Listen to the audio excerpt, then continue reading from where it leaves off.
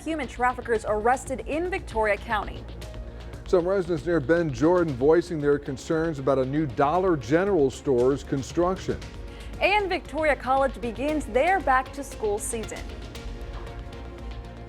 Another day with triple digits. We got up to 102, one for the record books, but it could be worse. We were in Gonzales and they were at 106. We'll talk about what to expect for your weekend coming up in a moment. And the athlete of the week had a great week offensively and defensively. We hear from him in sports. You're watching 25 News now at 10. Good evening and thank you for joining us. I'm Don Brubaker. And I'm Karina Garcia. Victoria County Sheriff's deputies arrested 2 suspects on human trafficking charges Thursday morning. 58-year-old Renee Aguirre Alanis and 59-year-old Araceli Aguirre were stopped for a traffic violation in the 10,000 block of U.S. Highway 77 South. The deputy noticed a woman laying down in the third row of the vehicle trying to hide. Aguirre Alinas and Aguirre told the deputy that they would be paid $1,500 if they took the woman from Mission to Houston. Bail not set on these felony charges. Hallettsville police arrest 21-year-old Harley Joe Otto of Hallettsville for a traffic violation in the 1000 block of East 4th Street Wednesday night. During a search, a loaded handgun, marijuana, and other narcotics were found inside the vehicle. Otto faces a gun charge and 2 drug possession charges.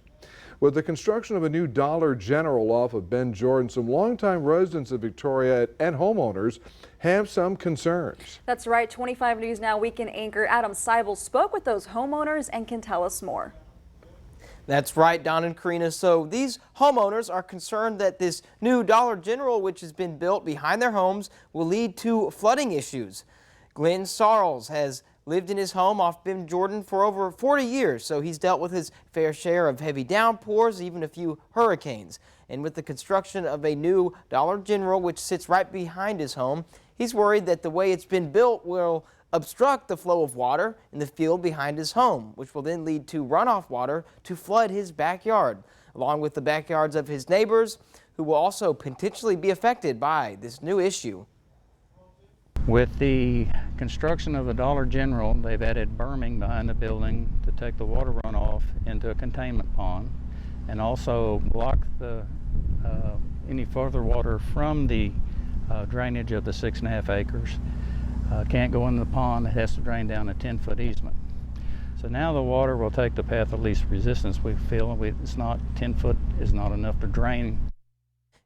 Experiences as a small projects manager working on various site projects, so he's pulled the blueprints of that land, giving him some insight into projects like this and hopes to avoid flooding issues before they begin. Glenn has spoken with the City of Victoria's engineers, who told him that this is more of a civil issue between him and Dollar General, and to basically wait and see what happens next time if it rains to see if it floods or not. He's also reached out to Dollar General and hasn't heard anything back. Above all else, he said he and other concerned neighbors just want some sort of assurance that their yards won't flood. In the meantime, he's left waiting to see what happens or if anyone gets back to him. Glenn says he expects the Dollar General to open within the next few weeks. This will be the 7th Dollar General in the city of Victoria, with others on the outskirts of town and surrounding areas. We're waiting to hear back from the City of Victoria and Dollar General. Don, Karina, back to you. Adam, thank you. No one was hurt after a 2-vehicle wreck this evening around 5:30. VPD says a red Santa Fe was traveling southbound in the 3600 block of North Navarro and did a U-turn trying to turn northbound. The driver failed to yield right away, then was hit by another vehicle traveling northbound on North Navarro. Experts are raising the odds for an above-average hurricane season. NOAA released its initial 2023 Atlantic hurricane season outlook in May. They predicted a 30% chance of above-normal activity. Now it's a 60% chance. The update calls for 14 to 21 named storms, up from the earlier prediction of between 12 and 17. They predict there will be 6 to 11 hurricanes, with 2 to 5 forecasts to become major hurricanes of Category 3 or higher. However, their forecast does not project how many storms could impact the U.S. The National Weather Service issues excessive heat warnings for 2 area counties. DeWitt and Lavaca counties under excessive heat warnings from noon until 9 o'clock Friday night. The National Weather Service has heat index values up to 115 degrees are expected. The National Weather Service has issued a fire danger statement for DeWitt and Lavaca counties until 11 o'clock Friday night. This is due to the high winds and low humidity. Winds gusting up to 30 miles an hour are expected in those two counties through Friday evening. And by the way, both of those counties are under burn bans as well. Let's take a first look at your forecast with First Warn Storm Team Chief Meteorologist Mac Pettis. Mac, in the situation with the fires, it's not really about the heat. It's how dry things are, and then the wind speeds as well. Well, that's the factor that we're adding on top of all this. Yes, it's been hot and it's been dry, but now we're having 30-mile-an-hour winds during the afternoon hours, and that's when you really got to be very cautious. So I believe the statement was, please don't burn anything outside over the next few days until we get some, at least, humidity back into the area.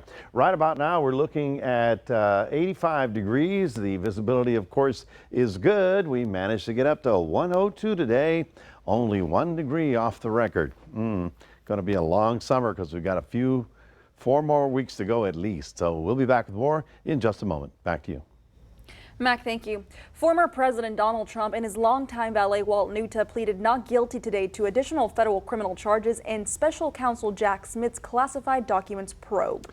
Plus, new evidence cited in a separate indictment in the investigation of Trump's efforts in preventing the peaceful transfer of power after losing to President Biden in 2020.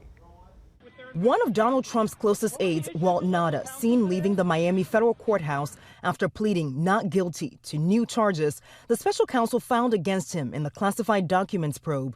Nauta is accused of conspiring to delete security footage at Trump's Mar-a-Lago estate and obstructing the federal case into the former president, who the special counsel alleges unlawfully took and refused to return classified national security documents after leaving office. This is secret information. Trump waived his right to appear for the hearing, but his attorney entering a not guilty plea on his behalf. For a second time, another aide, Carlos de Oliveira, a property manager at Trump's Florida estate, was not arraigned due to issues with retaining a local attorney. Mr. Irving, anything to say about what happened in court? Trump and some of his allies have been mired in legal troubles as 2 separate criminal cases brought by special counsel Jack Smith gained steam. The other one, a probe into alleged efforts by Trump and his supporters to overturn the 2020 presidential election. ABC News has obtained a key piece of evidence in that case, a document prosecutors call a fraudulent electors memo, drafted by attorney Kenneth Chesebro, likely the person the special counsel's indictment identifies as Trump's co-conspirator number 5. Chesebro was working with the former president's legal team at the time. The December 6, 2020 memo lays out what he calls a bold, controversial strategy to overturn Joe Biden's win by using alternate electors. Donald Trump was intent on overturning the election. He needs to answer for that. And special counsel Jack Smith is asking a D.C. judge to approve January 2nd, 2024 for the start of that trial. Smith's team and Trump's defense attorneys will be in court tomorrow to argue over a protective order in that case. In Washington, Faith Abube, ABC News. ProPublica has a new report detailing lavish vacation, private jet trips, and VIP treatment at sporting events that Justin's Clarence Thomas took. All of it paid for by a wider circle of billionaire friends. Earlier reports have revealed lavish gifts to Thomas, including a house for his mother and this 9-day vacation in Indonesia from conservative billionaire Harlan Crow of Dallas. Now the list of benefactors include 3 more names: David Sokol, Wayne Huizenga, and Tony Novelli. Thomas had previously said he didn't feel the need to disclose some gifts. Defenders of Thomas and his benefactors are calling this a smear job. Now, Victoria College has been proudly serving the region for 98 years, and VC President Dr. Jennifer Kent tells us it's all about connecting the community with opportunity. Over 10,000 people in Victoria County do not have a high school education, but Victoria County is there with open arms, ready to give them that second chance. And the Crossroads region, 1 in 6 adults lack a high school diploma, but through VC's adult education program, it has never been easier to jump right back on. And so we all know there are neighbors, there are friends, there are relatives. It's very important that we all reach out to those individuals who have doors closed to them to opportunity. Let them know that we have space at Victoria College in adult education. It's a completely free program. There's no cost to participate. It's all grant funded. We'll get them in here, we'll get them started. They'll get their GED just as soon as they can, and then they'll transition into a program that leads to a great wage. President Kent says classes kick off Monday, August 21st, and there's still time to register with 1 week left. Students are encouraged to come to campus where they can meet with advisors one-on-one to discuss their career goals. And so here is your viewer poll tonight. Scan that QR code on your screen to vote now. The question is, do you know someone attending UHV or VC? We have several options tonight, but 41% stand at yes, 37% say no, and 8% say I am a UHV graduate, plus 12% say I'm a VC graduate, and 2% are currently enrolled. Thank you for voting tonight. Remember to subscribe to our YouTube channel, Crossroads Today. Hit the like button and click the notification bell so when you're on YouTube you can get Crossroads Today. And stay with us. Coming up on 25 News now at 10. Many Americans are behind on both credit card and car payments. Also ahead, New York continues to deal with their ongoing emergency immigration.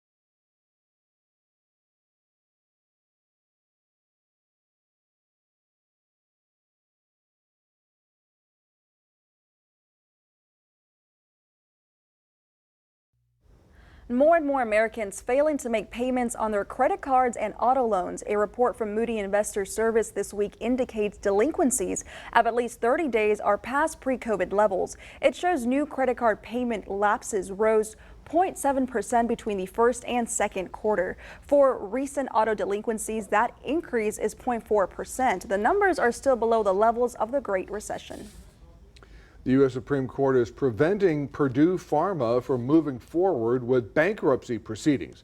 It's blocking a $6 billion opioid settlement from the Sackler family, who previously owned and controlled the company. The Sacklers agreed to the settlement for broad protection from opioid-related civil claims. It's a settlement the Biden administration has called unprecedented. The High Court will hear the case in December. A team from the Department of Homeland Security is in New York as the mayor seeks help with the city's migrant emergency. He estimates the current surge of asylum seekers will cost New York City more than $12 billion over the next 3 years. Next to New York JFK's air cargo terminals, you'll find a building that normally serves as a postal facility. But because of New York City's ever-worsening migrant crisis, it now serves as a temporary home for some 750 male asylum seekers. A space typically dedicated to sorting mail during the holidays is now a massive dormitory. The parking lot, bathrooms and showers. The loading dock, a makeshift prayer room. Initially, a lot of the folks coming here were from Venezuela. We now in a lot of these places have 12, 14, 15 different languages spoken. We have a lot of people from parts of Africa, Central South America, some people from Eastern Europe, Asia as well. Zach Iscol is New York City's Emergency Management Commissioner.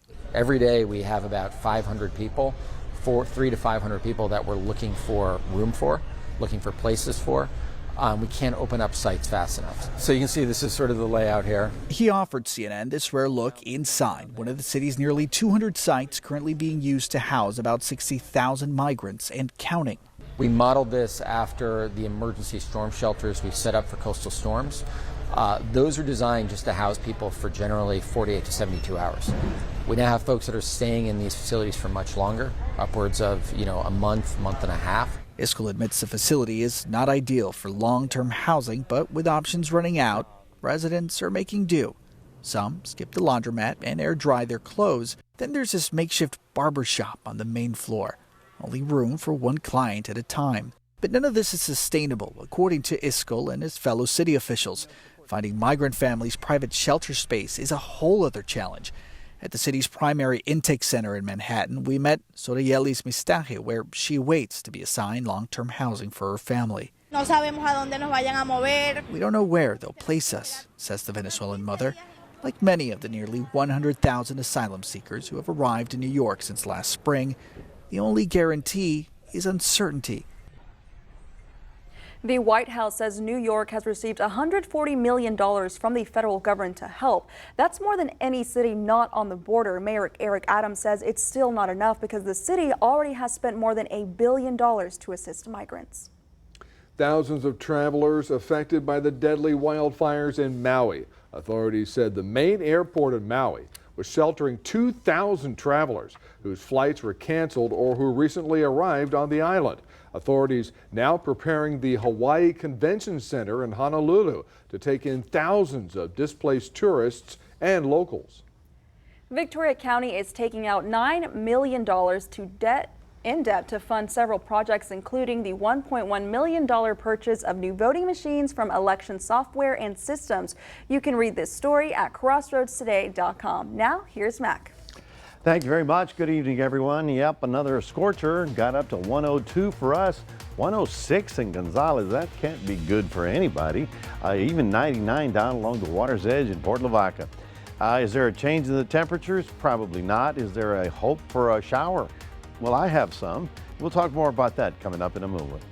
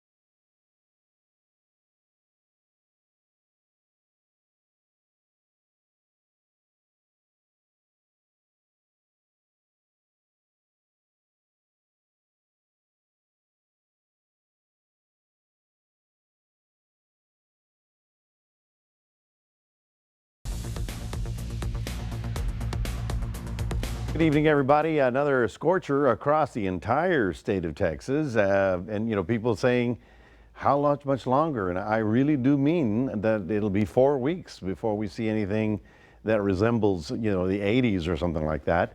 It's because we're in the peak of summer weather right about now. And you know what's happening is that the sun is now heating up all the contents. So the land is warming up, the buildings warming up, asphalt's warming up. So it's a cumulative effect.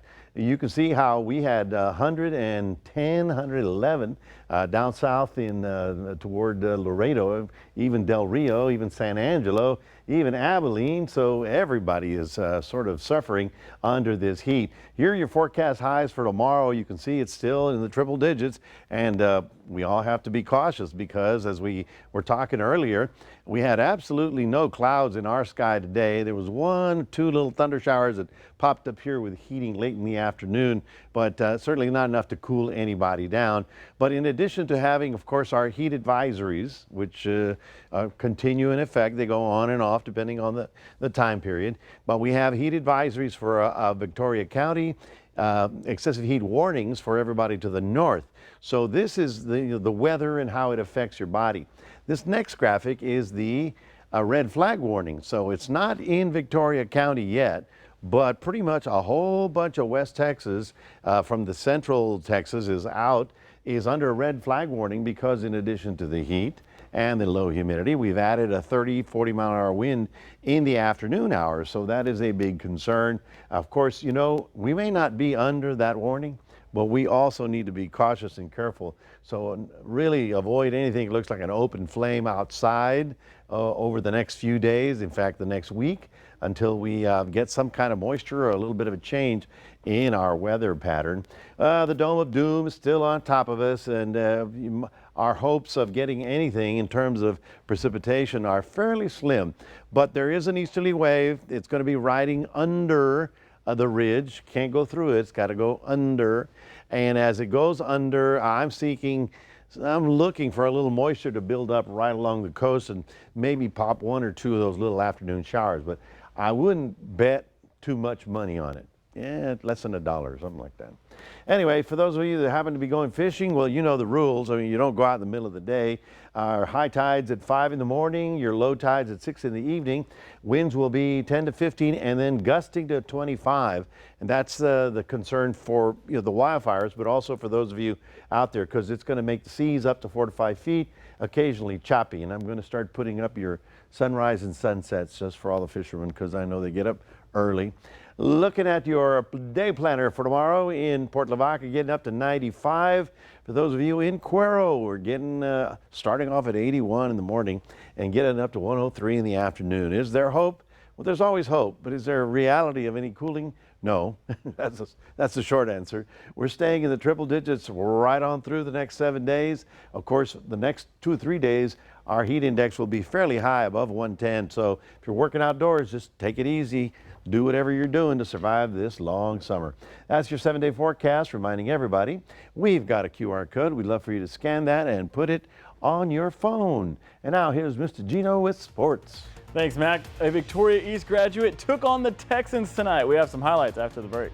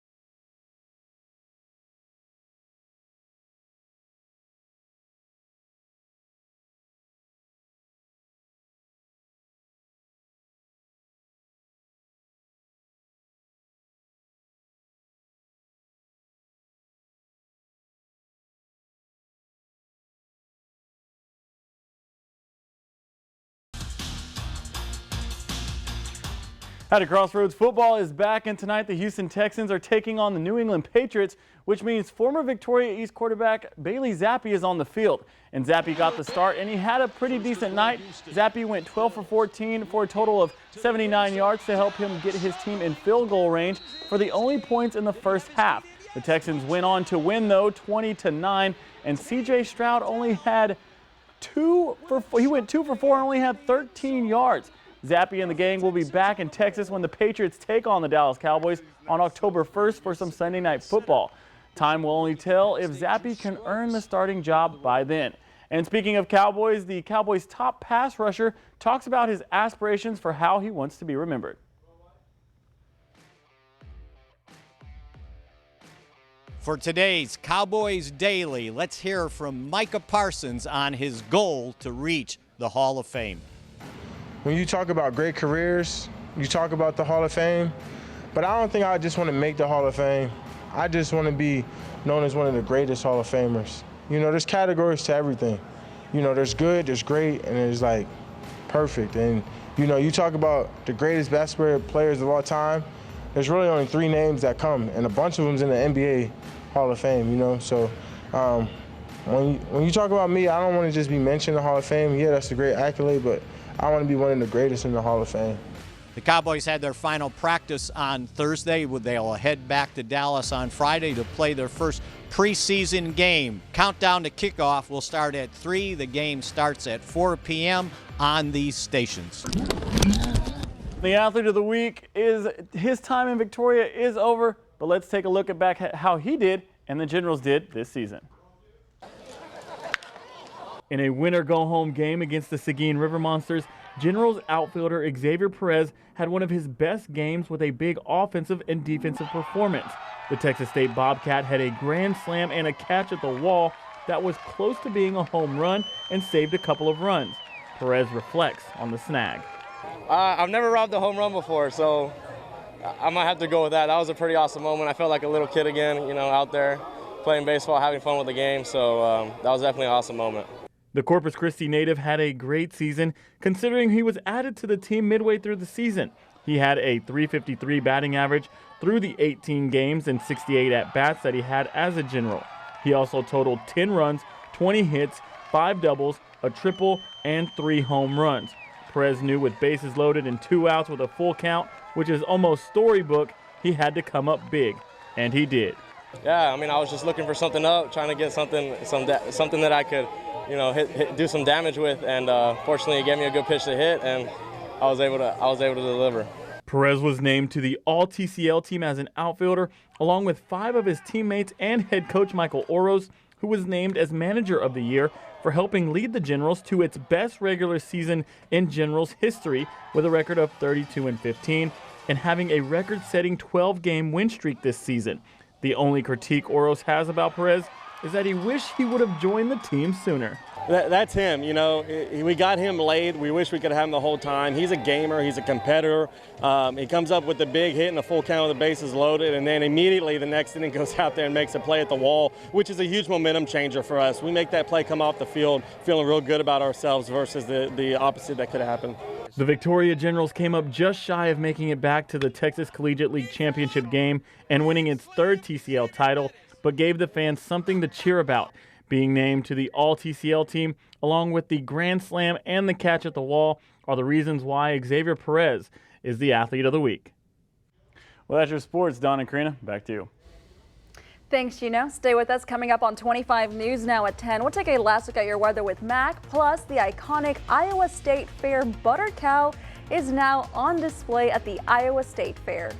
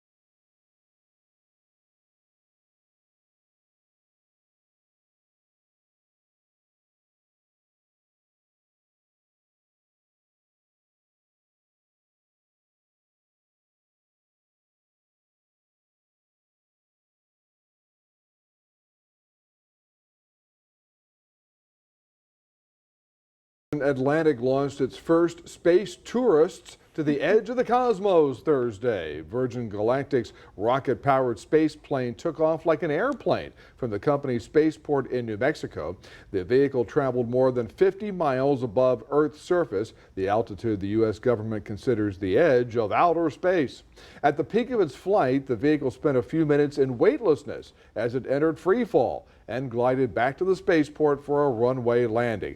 3 customers were on board the trip, including a former Olympic canoeist. Now that Twitter is X, it's auctioning off remnants of its old brand. Specialty items for sale include a reconstructed barn and a large bird cage welded with a Twitter logo. A painting shows, there it is, Ellen DeGeneres' 2014 Oscar selfie. Even office equipment and refrigerators will be on the auction block. Bidding is set for next month in San Francisco. Twitter auctions similar memorabilia in January as part of Elon Musk's remake of the company. You see anything you like in there, folks? I'm looking. But you know what? I cannot get used to calling it X. It's going to take some time, for I still sure. punch up Twitter, and I'm like, it's not Twitter anymore. Yeah, now you just search up X, but And I mean, I'm not going to tweet you anymore. I'm going to X you. is that the thing? I guess. X I you? mean, It's going to take a while to get some yeah, time, too. yeah. That's for it sure. It doesn't really roll off the tongue like Twitter did, you know?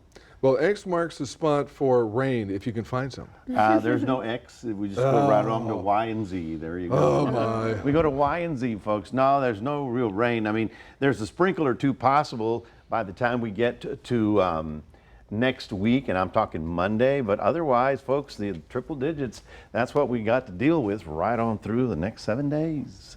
Don? Alrighty, thank you, Mac. The Iowa State Fair kicked off today, and an old favorite is on display. The iconic Iowa State Fair butter cow is once again inside its 40-degree cooler. The butter cow is about 5 feet high and 8 feet long and weighs in at around 600 pounds. Each year, much of the butter is recycled and can be reused for up to 10 years. The butter cow would butter about 19,200 slices of toast, and look at this. It takes an average person 2 lifetimes to consume this butter cow. So, I mean, I wouldn't want to tell any of those sculptors that they're really good because I'm afraid that they would think I'm buttering them up. you're buttering them up. That's crazy. That's a butter cow. You are buttering them up. Well, I mean, that's really an art. So do you say margarine or parquet? I don't know. I don't know. They It's kind of lost me. parquet butter. Parquet butter. Alrighty, well, thank you, Dawn, and thank you, Mac, and thank you for joining us for 25 News Now at 10. Join Carolina Astroin, meteorologist Trey Mining, 25 News Now, sunrise starting at 5 a.m. Good night, everybody.